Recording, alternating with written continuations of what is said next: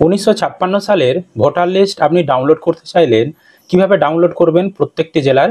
তার জন্য আপনারা গুগলে চলে আসবেন। গুগলে এসে সবার প্রথমে সার্চ করবেন জানতে হবে। জানতে হবে লিখে গুগলে সার্চ করলে প্রথমেই দেখতে পাবেন জানতে হবে .in ওয়েবসাইট চলে এসেছে। এই ওয়েবসাইটে আপনারা ক্লিক করবেন, তাহলে আপনাদের সামনে এরকম ইন্টারফেস চলে আসবে।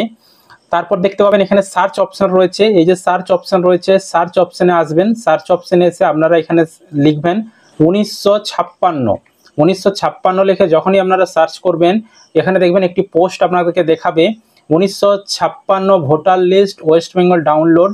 তো এই যে লেখাটি দেখতে পাবেন, এই লেখাটিতে আপনারা ক্লিক করে দিবেন, তাহলে আপনাদের সামনে এরকম অপশন চলে আসবে এবং এখানে নিচের দিকে স্ক্রল করবেন। এই লিস্টের এখানে ডাউনলোড লিঙ্ক দেওয়া রয়েছে।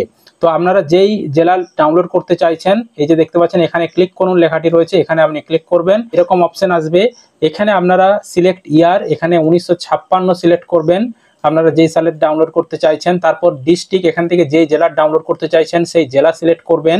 তারপর এখানে আপনি যে বিধানসভা ডাউনলোড করতে চাইছেন সেই জেলার আন্ডারে সেটা সিলেক্ট করবেন, দিয়ে সার্চ অপশনে ক্লিক করে দেবেন।